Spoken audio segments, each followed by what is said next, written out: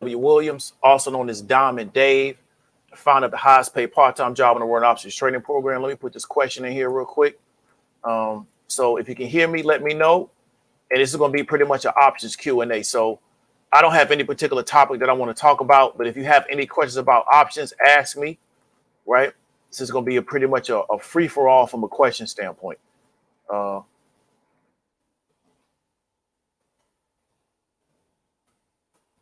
ahead and pin that. And we'll stay on here as long as we got questions coming through. So go ahead and shoot them out.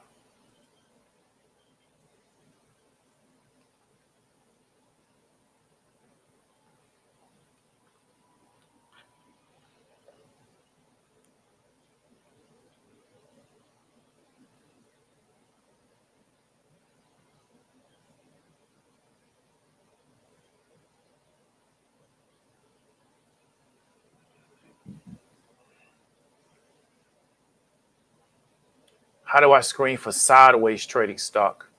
So just Fatima, you said, how do I screen for sideways trading stock? I don't understand the question. So when you say screen for sideways trading stock, what do you mean by that? Can you kind of elaborate on what you mean by screening for a sideways trading stock?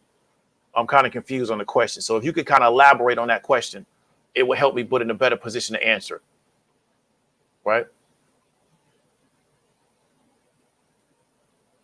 Say that if you in debt, you should not trade options. What is your opinion? I don't agree, but that's just my personal opinion, because does it mean that you need to be 100% debt free before you trade any options? That could be difficult in this economy that's based on credit. So this economy really isn't based on a person being 100% debt free. It doesn't mean that you can't be debt free, but it's really not based on that. So I wouldn't put a requirement on a person that you have to have zero debt to trade options. But that's my personal opinion. Now, I would say that maybe if your debt is, your debt income ratio is just outrageous, where it's pretty much all on the debt side and very little bit on the income side, that could be challenging. But I don't believe that. But that's just my personal opinion, because I think for a lot of people, until they really understand how this society actually works, it can be difficult for them to become debt free. Right. And it doesn't mean you can't be debt free. It just can be difficult for you to come debt free, because a lot of times people don't really understand about debt until they have a massive amount of debt. So I wouldn't say that you shouldn't invest without being debt free. But I think it would depend on the amount of debt that you have. So let's say hypothetically, you bring in $30,000 a year and you got, I don't know, $200,000 worth of debt. I would tell you maybe want to try to bring some of that debt down. But if you're carrying $10,000 worth of debt, and then you make a certain amount of money per year that's greater than that debt, I don't think that you should have to have your debt to zero. Because with home loans and car loans, it can be very difficult for anybody to become debt free. And I think Dave Ramsey built his platform off like credit card debt, things of that nature. Because a lot of people are not going to be able to buy a house without financing it. You're also not going to be able to buy a car without financing it, even though that's possible if you get a used car. So I don't know how you can be 100% debt free in this economy, right? A lot of people's college educations is financed. I don't know, but it doesn't mean it can't happen. I'm not a Dave Ramsey student, so he might have a way of doing it. But my question is, does the whole economy work the way it works if you're debt free? If everybody's debt free, so if we just had a 200 million and 300 million Dave Ramseys, would the economy work? Right? That's the question. But that's just my personal opinion. So I would ask for specifics of debt, because I'm the kind of person where I'm not a big fan of these universal things. But I know platforms like YouTube don't necessarily provide for specifics. They kind of deal with generalizations, because that's what kind of draws the crowd. And I get that. It's entertainment for a lot of people at the end of the day. Good question, though. What do I think about sports betting stocks like DraftKings and Barstool now that football has started? Well, if they're sport betting stocks, they have the potential to be successful. Now, I haven't really investigated DraftKings or Barstool. I just heard that I think Penn is going to do betting now through Barstool. I think they open up their sports book through Barstool.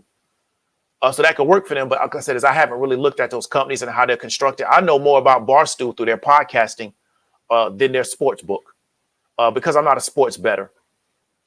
So I would tell people to understand how to evaluate a company properly, understand what is the market for that, and then kind of figure out what direction that they want to go into. But sports betting and sports go hands in hand. So I would assume just me making a uneducated or uninformed opinion is that sports betting would be good if football is starting. But that just would be my assumption without looking at those specific companies. But that's a good question.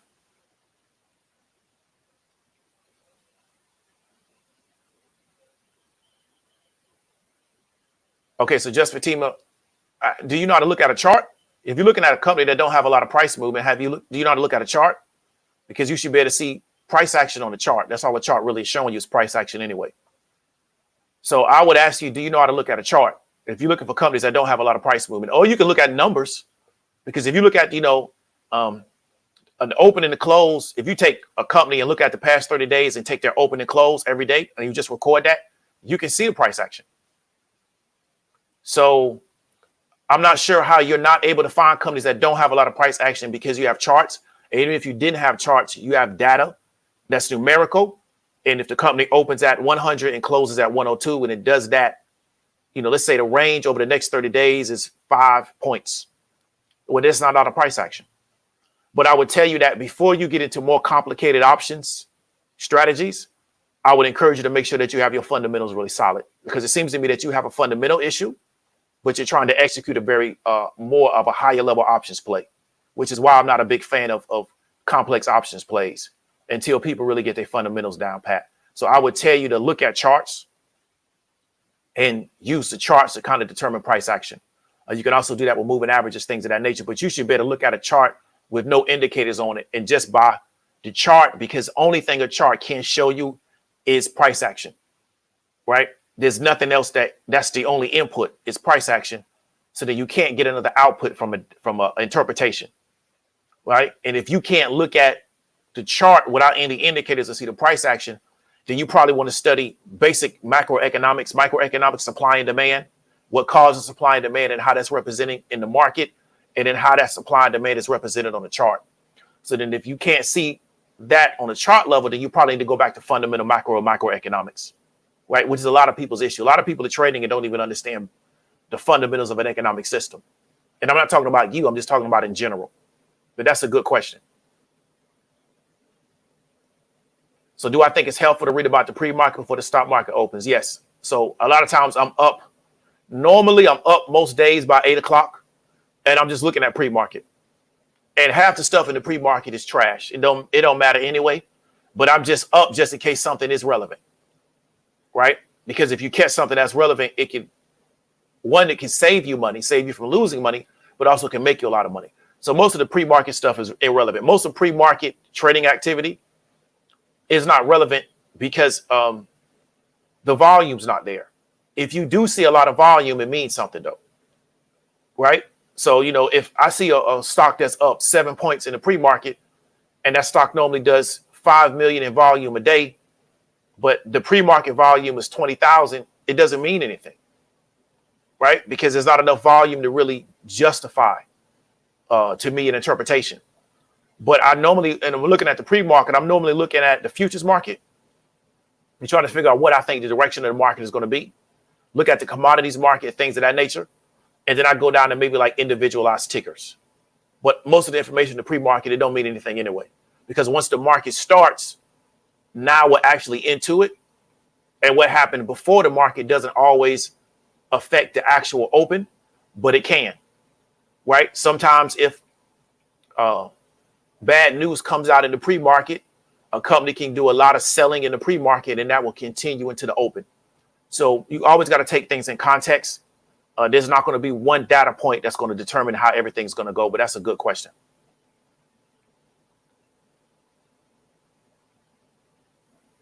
So Miss Bella, me really appreciate it coming through. And like I said, you in the course to just reach out to me when you got some questions. I hit you with the Calendly link. But I really appreciate you supporting the platform, and you coming through with the $20 super chat. Really appreciate it.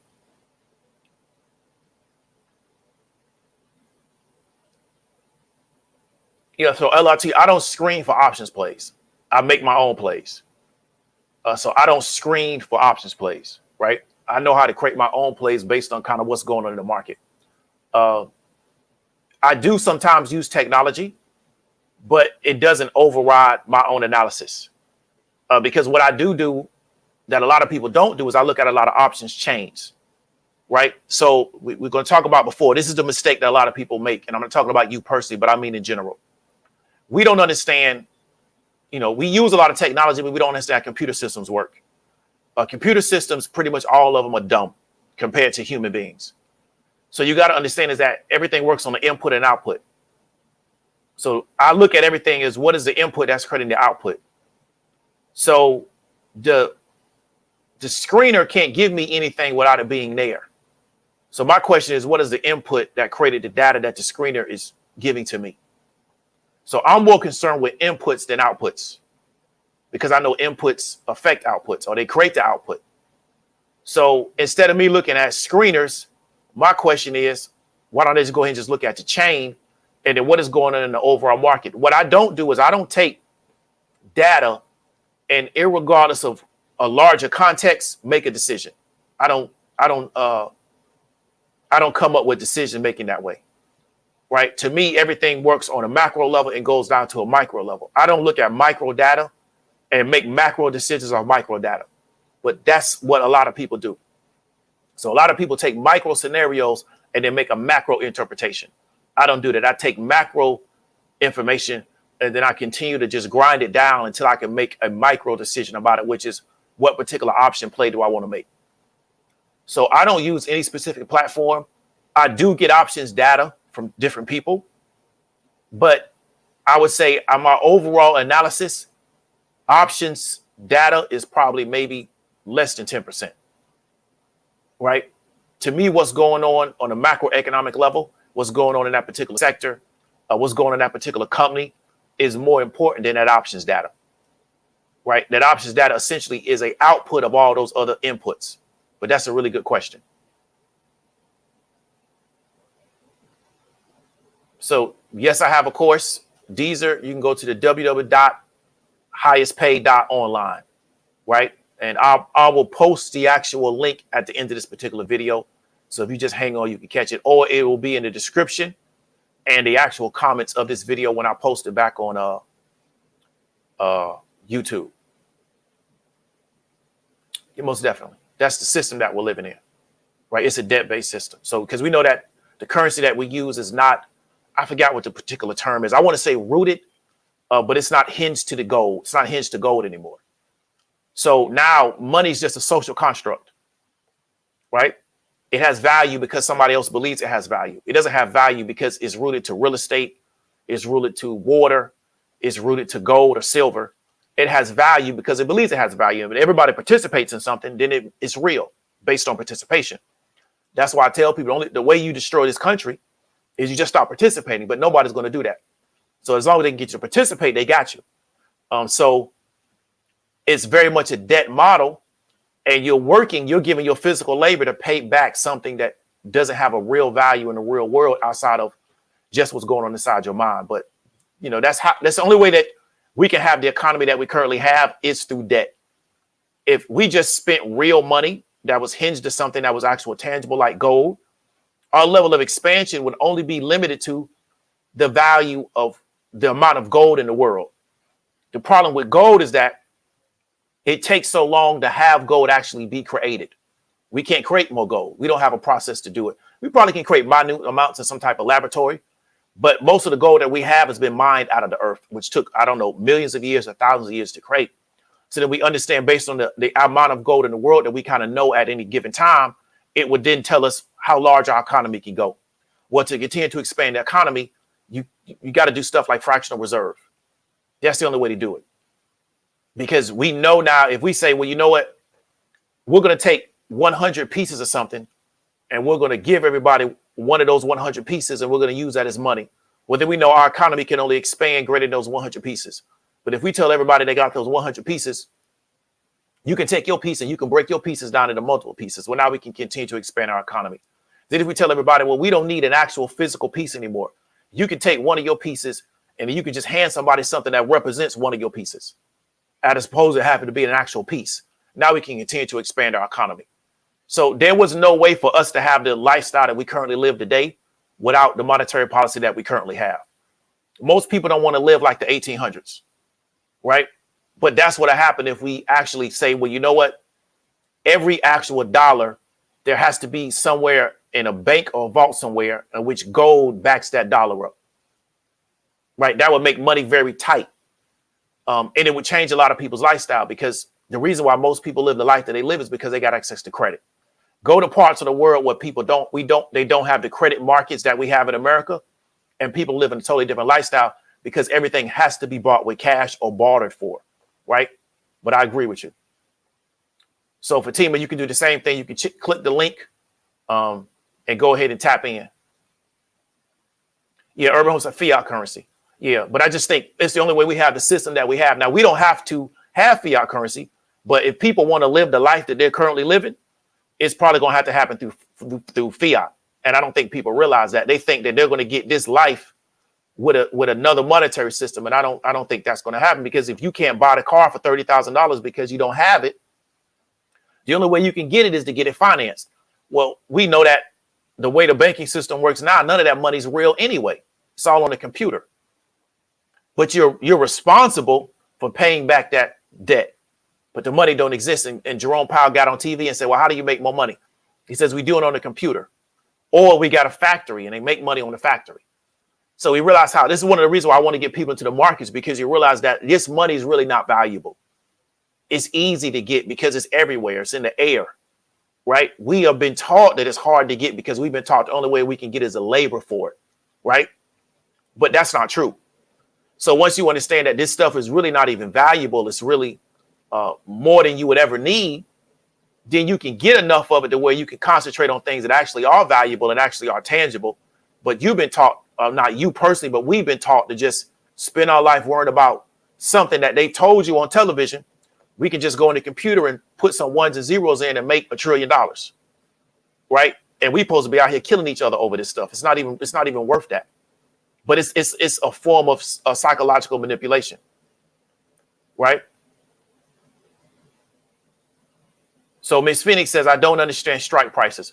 So explain to me what you don't understand about strike prices, and then maybe I can try to help you understand them.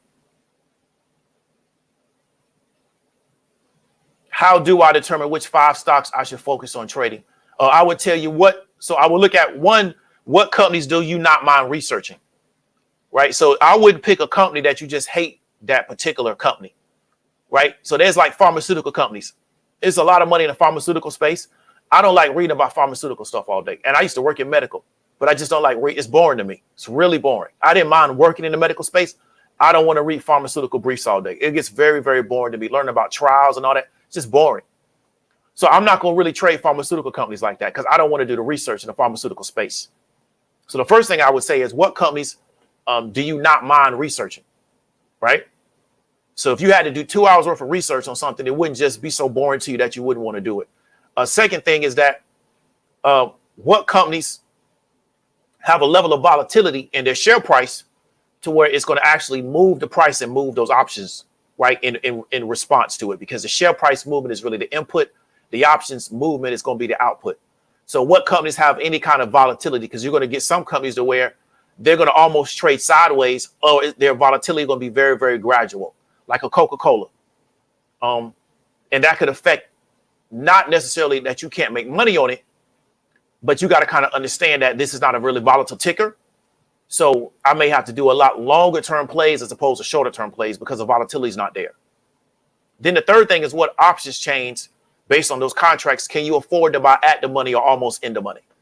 And that's going to be very important, because what you don't want to do is get in the habit of buying way out of the money just to be in on the play, because now you're purchasing volatility and you're not purchasing theta. Most people are buying way out of the money on a shorter term contract. So you're purchasing volatility, but you're not purchasing theta. If you're going to purchase volatility, you want to always try to purchase theta. That's still risky, but it's not as risky as purchasing volatility, but not purchasing any theta. So if you can afford to buy their contracts at the money or way in the money, then it can put you in a position to where, right, you can be a lot more successful. So those are the things that I would really look at. And then from there, I will kind of determine what 5 I'm going to use. But you don't have to use 5. It's better to be an expert on one company than be an expert on 0 companies. It's always better, right? Because what I want you to understand is that if you are an expert on one company and you're successful trading that one company, you now can sell that service or sell your expertise to people that will pay you a lot of money, especially if you can show a track record, and especially if that's a name company that people know. But even if it's not a name company, if you got a track record, people pay you a lot of money to learn how to do that. So it sets you up as an expert in your particular space, as opposed to the average day trading mentality is that this computer is going to tell me what to trade. The computer is going to give me all the information and tell me what to trade. Doesn't really work that way, but that's how people think the market works. But it doesn't really work that way. But that's a really good question. So Miss Phoenix, when you follow up, let me know. Yeah, definitely, Mr. G is off the gold standard. But they did that to really expand the economy. But it's, money's not hinged to gold anymore. So what is its real value? So it's all psychological. It's inside our head. It's in a big indoctrination campaign. It's really a hypnotism that they've used on us that's very, very deep, because you will go work to make something that, well, what is the value? Well, but everybody's participating in it. So then it has to have a value. But what is the actual value? It's not like water or land or food or even medicine. But there was really no way to expand this economy. So that's the decision that they took. And they also got other countries, got other people to participate in it, because I tell people all the time, if you want to upturn this whole economy, you don't have to pull a trigger on anybody. All you got to do is just say, I don't want money anymore. I don't want your money. I'm a big believer that Gaddafi got killed because he refused to take USD and he refused to take euros. He said he wanted gold. And once he said that, he was dead. Right? That was the wrong thing to tell them people, because they don't want you to tell them that you're not going to take their money, that their money has no value to you. So I think that's something that we have to deal with. But if we decide that we're going to stop dealing with this fiat currency, we have to accept the fact that our lifestyle is going to change, because pretty much our whole lifestyle has been based on dealing with this particular currency and then the credit markets that are created as a result of this particular fiat currency. But one of the things we got to realize is that every fiat currency has a lifespan, and eventually this particular fiat currency that we're using will no longer have any value to anybody, because every fiat currency has a lifespan. So we're dealing with the lifespan of this particular fiat currency. And in maybe 100 years, there's going to be another fiat currency that's going to be like the main currency in the world, right? So this mentality that the USD is going to always be this valuable currency, it's not going to last forever, because every fiat currency has a lifespan. And eventually we get to a point to where, what you were paying $100 for is going to cost $30,000, right? Dollars are going to be like nothing.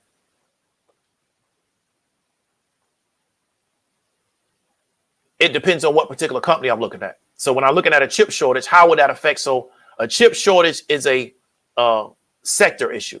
So chips are going to affect certain sectors. What are the companies in the sectors that they're going to affect? And then how is that going to affect that individual company based on how they're going to manage that chip shortage? Right? So like I said, I go macro, then I go micro. I rarely start micro, right? But that's my strategy. I like to go big and then grind it down to the small points, right? So to me, a chip shortage is a macro issue. How do I bring that down to a micro issue, right? But I try to do it step by step, as opposed to jumping from chip shortage all the way down to a company.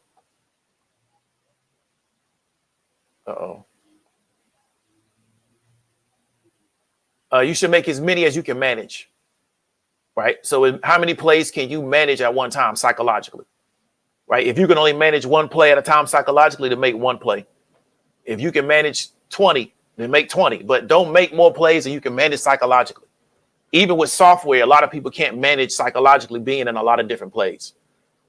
So it's better to get one play right because you can manage it than get 5 plays wrong because you're trying to do too much. That's just my personal opinion, right? So just do whatever you can manage, because the market's not going anywhere. And I tell people, and this is in the course, worry about percentage return and then worry about position size, right? So try to worry about percentage return, get the percentage return back first, and then start worrying about expanding your position. Because if you don't know how to manage percentage and you don't know entries and exits, if you expand your position and you don't know how to manage that and the play goes against you, you're going to get wiped out.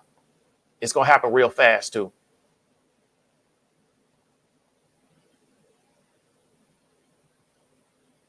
Okay, so you don't know how to determine the best date to buy an option. Okay, so what I would tell you to do is, because that really got nothing to do with strike prices. That got to do with expiration dates. So what I would tell you to do is you probably want to take a fundamental options training course so you can know the difference between strike prices and expiration dates. And what strike to buy, what expiration date based on your objective. Because you probably don't have a good fundamental understanding of the options chain and the options market. And so that's something I will look into. So is there a good fundamental options course that you can buy that can teach you those things, and then you can kind of paper trade it, practice it a few times to put yourself in the best position to be successful? So we got any other questions? So it depends on what part of the industry you're talking about, because the chip shortage has Avis trading at over, I think, almost $100, right? But then also the car manufacturers are being affected by the chip. So they're all in the car industry. So to me, the used car retailers are also in the car industry with the manufacturers. They're all, to me, cars. So we talked about before, the chip shortage, how is that going to affect the sector, then those individualized companies, right? So, because it's not affecting the industry the same way. Because the used car people, they already got cars. So because there's shortage over here, there's more demand over here, right? So we're looking at Avis, which I think their ticker CAR. To me, they're trading, over their actual value. But it's because of the chip shortage. Chip shortage won't last forever. Eventually, that we're going to get a surplus of chips again once they can get manufacturing capacity back up. So the Avis most likely will fall as a result. But right now, if you try to rent a car, especially in a big city like Atlanta, you might pay $400 to $500 a week. And normally when you're looking at car rentals, I don't see anything outside of the weekend. And I mean like on an economy car, not even on like a BMW or a big SUV, like on an economy car. You might pay $400 or $500 because the demand for cars is that high. So they know they can get the money because of the demand. Like I said, they just doing a macroeconomic game. So that's what I would look at. So I would look at the individualized company and how they're going to manage that. So we talked about, I did a video with Toyota, how they're going to manage their chip shortage. They said that they're going to stop manufacturing this month, right? And they're going to take like down by like maybe 40% because they can't manufacture because they don't have the chips. And then, how is that going to affect? I think NIO came out last week and said that this week, really, that the chip shortage is affecting them. I never knew that there was such a limited amount of chips in the world. I thought we had a surplus of chips. But the way in which they done manufacturing is they wanted to keep low, I don't know what you call it, inventory. So then when there was a dump or stop in manufacturing as a result of the pandemic, and then now we start to ramp back up, you don't have enough chips, right? And then now to build manufacturing capacity takes time. So it can take, I don't know, this thing might last until next year, right? So I would look, if I had cars to sell, I would look to sell cars. I wouldn't be looking to buy a car. If I had a car, I'd try to hold on to my car because you're going to get knocked over the head trying to buy a car right now. But if I was selling cars, I would be looking to sell cars, especially used cars, right? Yeah, definitely. And so that's one of the reasons why Avis is real high, because there's not a lot of inventory. And I want to see now how long they keep their cars, because if you look at the used car dealers, they normally keep a car, I would say maybe around 20,000, 25,000, and they normally sell it to fleet. I want to see that they still do that now, because then they're going to have to go buy cars and they're going to pay a lot to go get new cars. So the longer this goes, to me, it eventually starts to hurt them, but they're making a lot of money right now. But as this goes on, because most used cars, especially the brand name used car, they don't keep cars really past a certain amount of miles. They look to get rid of them, you know? So I want to see how they manage that, because if they say, well, you know what, we got a fleet of Chevy Impalas and we normally sell them at 20,000. Well, it's going to be hard to go get a bunch of new Chevy Impalas now, right? Because they're not manufacturing, or Toyotas or whatever. So that's going to be interesting as this continues to go out. I just never realized that there was such a limited amount of chips in inventory. But, you know, a lot of people, the way they like to do manufacturing, see chip production. So I didn't know that, Urban Homestead. I didn't know that there was a long lead time to make chips. I didn't know that. So this is all new to me. I just thought they had a whole factory full of chips somewhere. You know, I found out that like gamers and places like that, they trying to get chips. Like, so I heard that like their eBay now has a big market for chips. I heard people selling fake chips on the eBay. I didn't know it was like, because it's not my world. So I never realized that there was such a limited inventory of chips. There was a long lead time of chips. So I didn't know that. I figured, you know, it's 2021. They could just make chips like that. I didn't know that. So this is all very interesting that once they stop production, it essentially created this lack of chips. Now, you know what this is going to do now? It's going to really create a demand for automation. Because if we had to stop production from, you know, having humans involved in our production because of the pandemic, we're not justifies why we need to automate our production even more, so that it doesn't matter what's going on in the outside world. We can just program these robots and they can just keep producing for us regardless of what the environment is in the outside world. So I think this is going to be a justification for why we need to have even more automation and robotics and chip production, right? So we won't have downturns from a manufacturing standpoint. And then we can have those working 24 hours a day. But I need to do more research on that, because I don't even really understand the full process of making a chip, right? I just remember those old Intel commercials with the people in the suits, right? We got any questions? We got any questions? We at the 32-minute mark.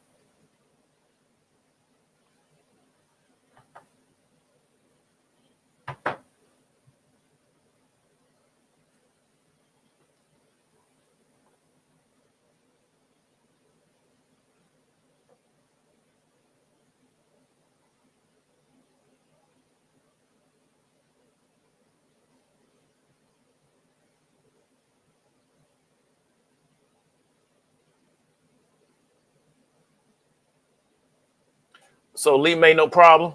Appreciate the support. So I'm glad you get some value out of it.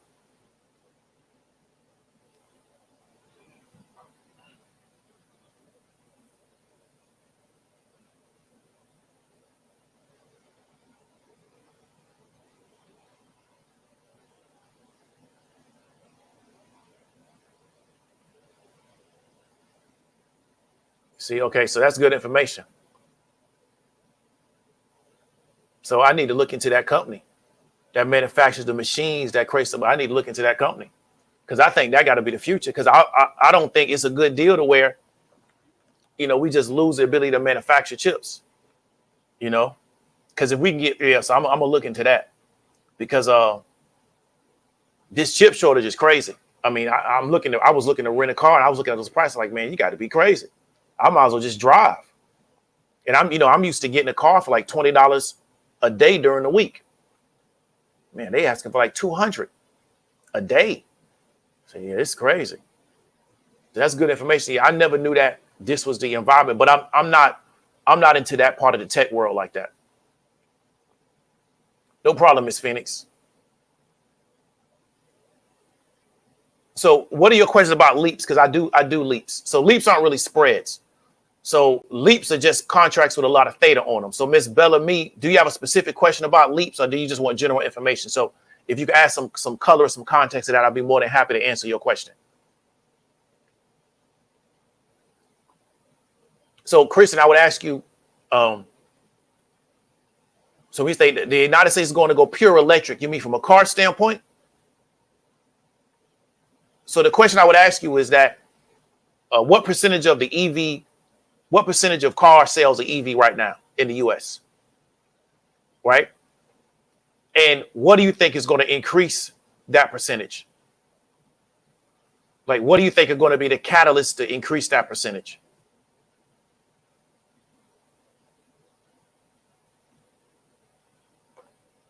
And that's the question I would ask. So, what percentage of car sales right now are EV? And what do you think are going to be the catalyst to increase that? And then how do you think the market's going to respond to those catalysts? Right? Because I don't think they're going to make it to where you got to buy EV car because they say so. I think people still going to have the choice to what kind of car to buy. So those are the kind of questions I would ask, is that what percentage of, because I think EV gets a lot of publicity, but what percentage of cars being sold are EVs? And if we increase the amount of production in EV cars, you think more people will buy them. So do you know anybody in your circle that's talking about buying an EV car on their next car purchase when they finally get some more chips? But I don't think the United States is going to go purely electrical. I mean, I don't see that. But that's me. Doesn't mean it's not going to happen.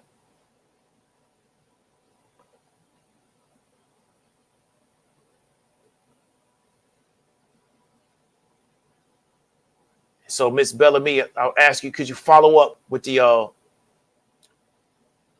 have a specific question on leaps, or they just want general information on it? So the company's ASML. Okay, I'm going to look into that. I'm going to look into that, definitely. Because if you can make chips now, you sitting in the driver's seat.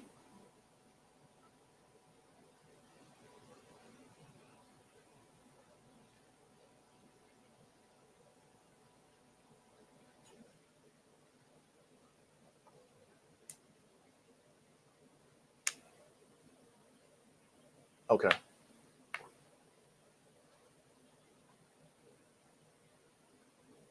Okay, so when I'm buying leaps, I just tell me personally, because I don't know your specific situation. I'm looking at what I think the long-term trend is going to be based on macroeconomic situation and then how that's going to affect that particular company. So we talked about with CAR, right? So we know CAR is CAR, which is, I want to say Avis. We know their price is trading abnormally high right now because of how the market is, right? So I don't believe that the market is going to continue to value Avis at that price. I just don't. And I think eventually Avis will come down from being almost $100 a share. So I would, in my scenario, this is not investment advice, I would look at long-term puts as that price continues to fall. But also taking in regards, what does an option chain look like? Because you don't want to make sure that, some of these companies don't necessarily have robust option chains. So when you're looking at leaps, you also got to look at option chains, and most option chains only go out 2 years. So let's say hypothetically we had an unlimited amount of capital to buy what we want to buy. I would look at CAR and say, I'm going to get an at-the-money put going out 2 years. And I just would have enough theta that I bought. And because I bought at the money, so whatever they close on Friday, I would buy at the money put going out 2 years. As they continue to sell off, right, that contract's going to appreciate. So the question you want to ask yourself is, what do you think the long-term trend of that company is? Why do you think there's a long-term trend on that company? So same thing with Apple. Apple sold off on Friday, but I believe Apple's going to continue to move up long-term because it's Apple. Same thing with Amazon. So if I can afford it, I would probably buy in the money Amazon. And if you look at the Pelosi's, what do they buy? They buy deep in the money with a lot of theta. They buy a year out minimum, and they'll buy $300 into the money. So they buy a lot of intrinsic value, and they buy a lot of theta. So it's almost impossible for them to lose doing that. But you got to be able to afford those contracts. But when you got the kind of money they got, when you got the way this system works is when you got a lot of money and you know what to do, it's impossible not to make money because you can put all the risk on somebody else. So what they're doing is, in their scenario, they're putting all the risk on the market maker, because I wouldn't even sell you those contracts. I would never write those contracts for you because all the risk is on me. I don't want the premium. I don't want the premium because I gotta not only get the premium, I gotta take on all the risk. But they have the money to where they can make somebody else take on the risk, and they can put themselves in a position to win because they got a lot of money. So what I would tell you to do is that ask yourself, what is a long-term scenario that you believe is going to take place in this particular company, right? And how long do you think it's going to take for this thing to develop? And then also, what are some of the risks associated with this long-term scenario? So like when you're looking at a company, they could have a bad earnings report and it can sell off. That can affect your leap. So then you may want to say, well, you know what? To eliminate that, I'm just going to do indexes. So you could do leaps on indexes. Then all you got to worry about is an overall market crash like we had during the pandemic. So don't just understand what direction you think is going to go in, what could happen and where it could turn around and go in the opposite direction. That's why it's always best to buy at the money or in the money, because it can offset some of those downturns. Where if you buy out of the money, even if you buy a lot of theta, it hasn't reached that particular price yet, even though it can, because it's a leap. So you got to always understand how you managing the risk associated with what's going on. So you asked me, so do I feel comfortable buying leaps with current data? What do you mean by current data? You mean the data that is currently out? I do, because I feel like I understand what the long-term direction of a particular company is, but I don't necessarily understand what you mean by current data. So how do you define current data? And all leaps are long. So when I call leap, I mean 6 months minimum, right? So when you say current data, you mean by how the market is actually the current market now, or how do you define current data? What's your definition of that?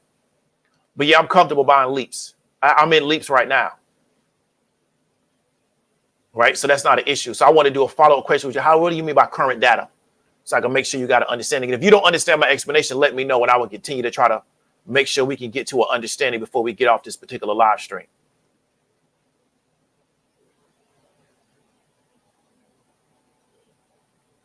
Okay. So let me ask you a question. Live, level. Okay.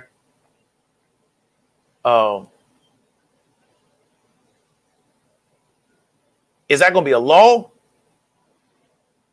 And that's 2035. So we in 2020, let's just say we in 2021 right now. So that's 15 years from now. Well, a lot can happen in 15 years. So if it's a law, when is it going to be a law? If it's a law, does it mean it always has to be a law? We got 15-year lead out. So how does that work? So, when these people say, well, I'm going to make sure that the country is yada, yada, yada by 2050. I mean, a lot of us not going to be here in 2050. So I don't even know what he's talking about. Like, so I'm a futurist, but when they start putting dates on stuff is where I start getting kind of wary. Right? Because there's so much time in between. A lot of times things happen faster than the date that they give us. So I think if we're going to have this major EV push, and I talked about it before, is that I don't care about cars. I care about infrastructure. Where's the infrastructure bills to build out charging networks, things of that nature? Because I don't care about cars. And two, I'm not sure that the car manufacturers are going to go for, we can only sell EV cars. Unless by 2035, that is what all they're offering. I don't think that Toyota and Ford and GM are going to go for, we can only sell EV cars in the state of New York. I don't see that happening. I'm not saying it can't happen. I just don't see that. So my question, is that going to be a law? Are they just saying that? Right? Because you get these statements, these proclamations from these people in politics, and it's like that stuff rarely happens the way they say it's going to happen. But a lot of times they trying to ride waves. You know what I'm saying? And I'm not trying to discredit your comment. What I'm saying is I always have questions about these type of things, especially when the date is that far out into the future and there's a date attached to it. Right? So that's something that I would want to investigate. Okay, so I appreciate it. But so the question I want to ask you still is that, what do you mean by current data? When you say that, comfortable buying leaps with current data, how do you define current data?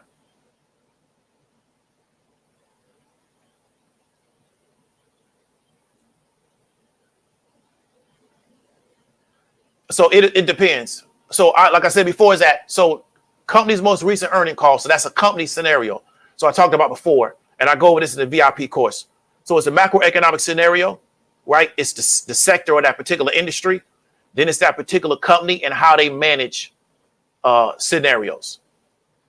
So I don't base the leak just on the earnings call because that's based on that specific company. So the question is, what is the macroeconomic scenario, right? So what is going on from a macroeconomic standpoint? Is the market bullish or bearish, or what's going on a macroeconomic, what's going on in the world right now and how that's affecting the stock market? Then how is it affecting that particular sector or industry? And then how is that now going and bleeding into that particular company? And then how is management dealing with that? Right? So I just gave you a portion of the VIP course. So that's the kind of questions I ask. So I would never base it just on the earnings call, right? Because that's a long-term play, right? I would maybe base a shorter-term play on an earnings call, but not a long-term play because I'm looking for a long-term trend. So if I'm looking for something long-term, I'm always looking for what is the overall scenario going on and how I think that's going to push into that particular company. But that's a good question. So Urban Home says it's a catalyst to the government's always long-term goals. I believe you. Now, but see, Urban Home, I talked about this in the Discord. I think it's easy to get adoption of EVs. If they make the whole federal, every vehicle that's bought, that's used by federal, I don't know what you call them, federal agents or federal employees, make all those vehicles EVs. Then also make military vehicles EVs. Don't got to be all of them, but just make some of them. What you'll get is adoption over time, because if people like that actual vehicle, they're going to tell their family, they're going to tell their friends, and they'll buy one out of the consumer market. Right? I think that's going that to me, that play makes more sense than trying to legislate everybody got to be EV by this particular date. Because I think there could be a lot of resistance to that, because it's like you're trying to force people's hand. So I really think that if you want to make all the federal, any kind of vehicle that's used by a federal employee that's using their line of work, make those EV vehicles. That's thousands of vehicles. And if those people use those vehicles and they like them, then they're willing now to go to their car dealer and say, well, I want the EV model for this particular car manufacturer, or I want that same EV. Then you can also get the police departments, right, utilizing those type of vehicles. That's how I think you're going to get the adoption. And also, like I said, they got to build out the infrastructure. To me, the charging is going to be the big deal. I heard Tesla, and I was talking to Erica yesterday. She told me Tesla, when you're driving it, they will direct you to charging stations. So they plot out your travel based on where the charging station's at. So sometimes they could take you out of the way because that's how you get to a charging station. So that's the kind of things I think they really need to work on, charging infrastructure, because if you can get more charging infrastructure, then it's going to be easy to start utilizing EV vehicles. Because where I'm from, we will drive literally across the state just to go somewhere. Like it's nothing. That's just how we live down south. But I got to make sure that I can charge up on my travels.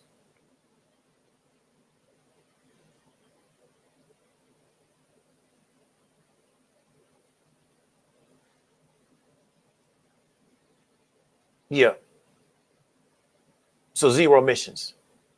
Okay. So the question, live, level, can I be zero emissions and not be EV? Because if that's the legal language, but can I be zero? So maybe can I manipulate my catalytic converter to be zero emissions and not be EV? Right. And I think this is going to be a segment of the market until I got to see a lot of consumer intent. I'm a marketer. I got to see consumer intent. I don't believe you can force people to buy stuff unless that's all that's offered. So I got to see consumer intent first until I'm really sold on this is what direction that the market is going. I got to see consumers moving in that direction. I don't see that yet. When I start seeing the consumer intent, I'll become a believer, right? Because I'm a marketer. So I'm looking for where is the desire from the consumer market as opposed to trying to make them buy it. Because people want to buy what they want to buy at the end of the day.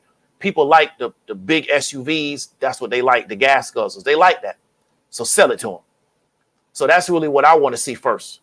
And then once I could kind of see a little bit more of that, I'll be a much more believer in that particular space.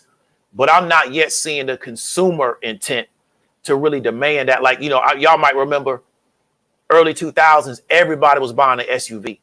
So then all the car manufacturers started making all these different models of SUVs. Why? Because that's all everybody wanted was big SUVs.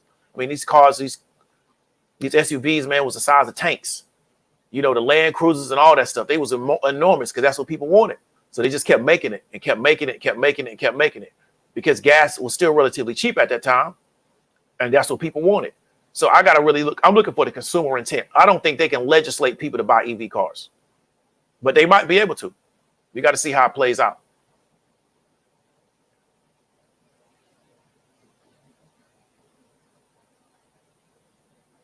Yeah, charging infrastructure. If they solve charging infrastructure, to me, the space can blow up. Because I got to know I want to go. I can go from where I'm at in Florida to New Orleans, and I ain't got to worry about charging, especially on some of these, country roads. You know, you can still get gas on some of these country roads, but I don't know if can I get charged up. And and to be real with you, urban homesteader, I don't want to be in some of these places a long time either. You know, it take me 2 minutes to get gas. I can't be sitting in some of these towns for 30, 45 minutes wait for no charge. You know how it is out here in some of these back roads. So that's the thing. So once we get that problem solved, I'm a lot more enthusiastic about the space because I'm from a part of the country where we drive a lot to get to where we got to go. And I got to make sure that I can actually get gassed up.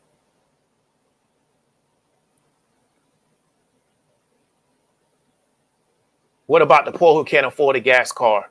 What gas cars? Where I'm from, you can buy a car for a few $100s. I don't know if you can get an EV that cheap. Right? So you're talking about the states are on another side of the world where cars aren't as plentiful.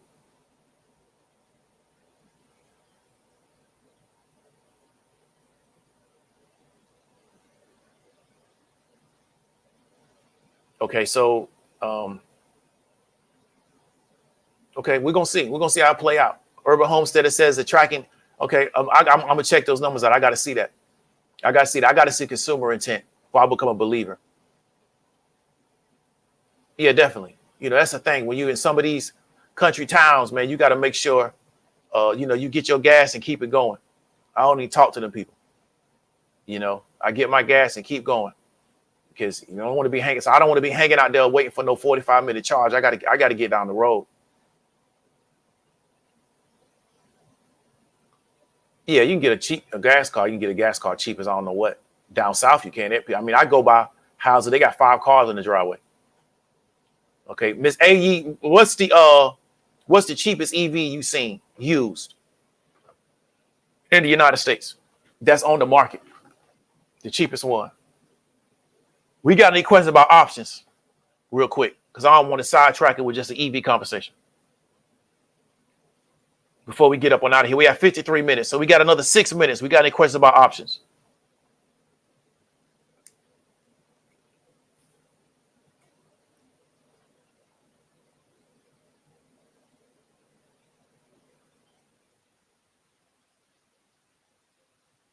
Yeah.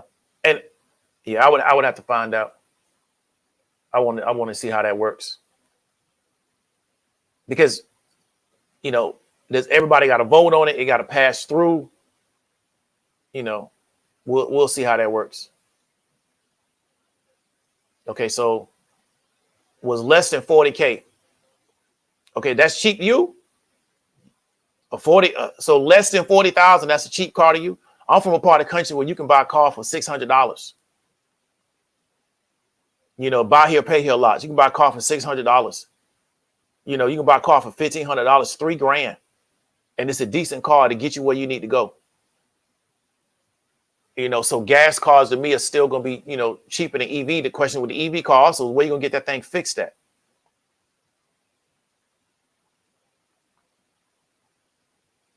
Yeah, I don't know. Different parts of the country is different. Different parts of the country different. So we got any questions about options before we get out of here? We got 5 more minutes. So we got into the EV space. I might lease me a Tesla, see how they drive.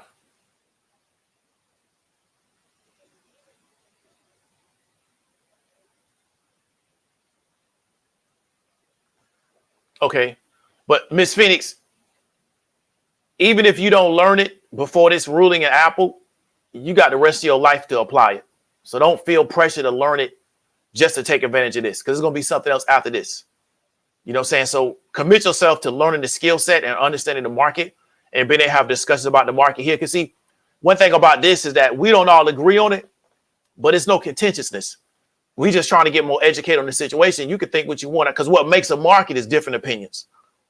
So that's one of the things I really endeavor to create, is that we don't all have to see everything the same way, but different opinions on something makes a market. Everybody ain't got to be bullish or bearish. Some people going to be in the middle, you know, and then we all educating each other, because there's certain things that I don't understand. So don't feel pressure to learn it so you can take advantage of what's going to happen with Apple in 90 days, because there's going to be something after that. Really commit yourself to really understanding the market and being able to kind of have conversations about the market and be willing to learn. And that's how you're going to put yourself in the best position to be successful, in my opinion.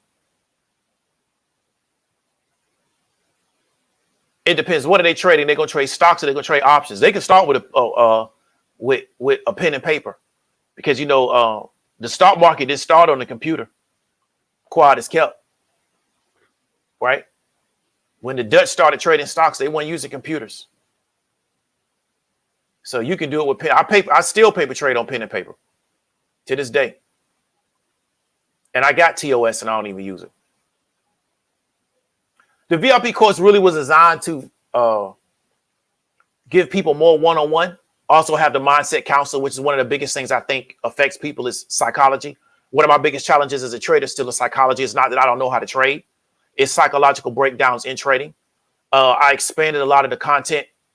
Also do like a monthly class in which I contribute content. And we also got the conversation with the traders, in which I brought people in like Mecca. I brought another person in named Lance, and we allowed them to contribute content. It's about an hour for content in which they speak about this particular topic of expertise. So what it's really designed to be is a lot more in-depth, give you a lot more one-on-one consultation with myself. I got the one-on-one trading plan in which I can kind of teach you how to compose a trading plan to where if you stick to it, it can kind of give you a playbook on how to be successful. That's really what it was designed to do. And to try to get you past that 2K, to maybe you can get to the 5K and even more than that. So that was something that we were given initially in the core course, but it was taking so much of my time, I had to kind of move that into a separate product. And that's 2K.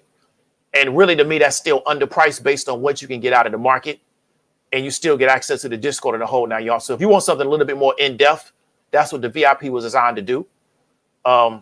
Because my goal is still to try to really help people become successful traders, but not be giving all my time to people that really don't have the real commitment to becoming successful, right? I feel you, Urban Herstead. I would look at Tesla if they can get past that like that 750 mark. I would be more enthusiastic over them long term. Because one of the things I saw at the top of the year is they got kind of close to 800, started to sell off, sold off all the way almost to 500.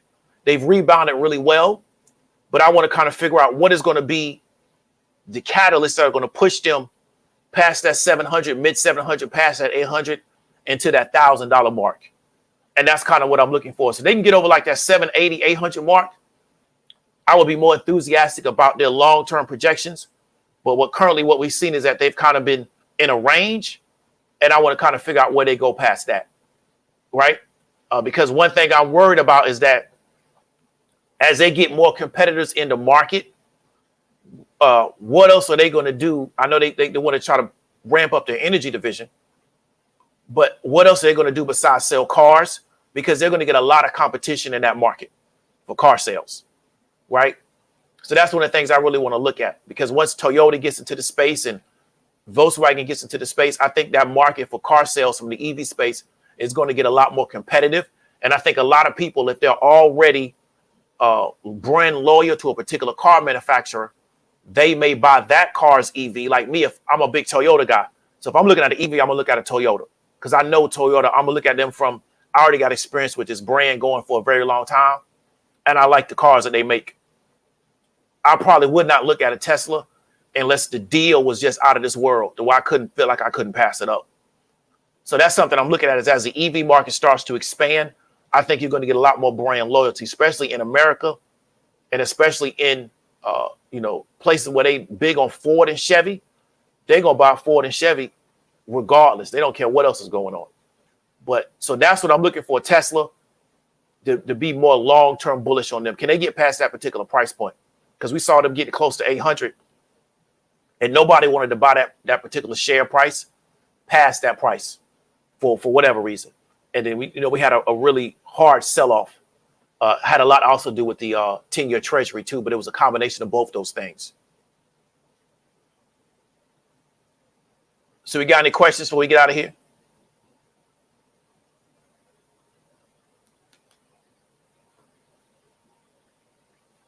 Okay. Well, that's going to be the conversation. So if you want to get the options training, reach out to me at www.highestpaid.online. It's a full options training course. Got multiple products there. Really designed to take the person that's dissatisfied with the income from their 9 to 5, they're dissatisfied with the amount of time that they have to spend making that money. They're also dissatisfied with, not being able to spend time with their family and having to give that time to a job. It's designed to help you solve that particular problem.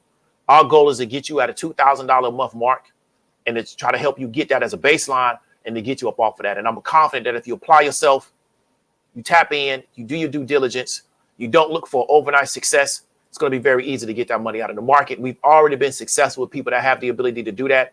It's not that difficult if you commit yourself to the particular space. And $2,000 is not a lot of money out of the stock market. New York Stock Exchange got an $80 trillion market cap. It's not a lot of money. You just got to be committed to it. And if you are as committed to this as many of you were committed to your college education, I'm very confident that you can be successful in this space. So go to the link, hit me up if you got any questions. This is David W. Williams, also known as Diamond Dave. I appreciate everybody coming out. We had about 50, 60 people on the trap. Urban Homestead, I appreciate you coming through, man, contributing. I always learn something from you. Learn something from everybody on the particular course. I learned that AE thinks that a $40,000 car is not that expensive. So I know they're doing well wherever she's at. Learned about New York pushing legislation for EV space in 2035. Didn't know about that. So a lot of good information on the particular call, which is something that I want to try to go ahead and accomplish. So keep doing what you're doing. Miss Bellamy, thank you for the super chat. This is David W. Williams, also known as Diamond Dave. I'll talk to you later.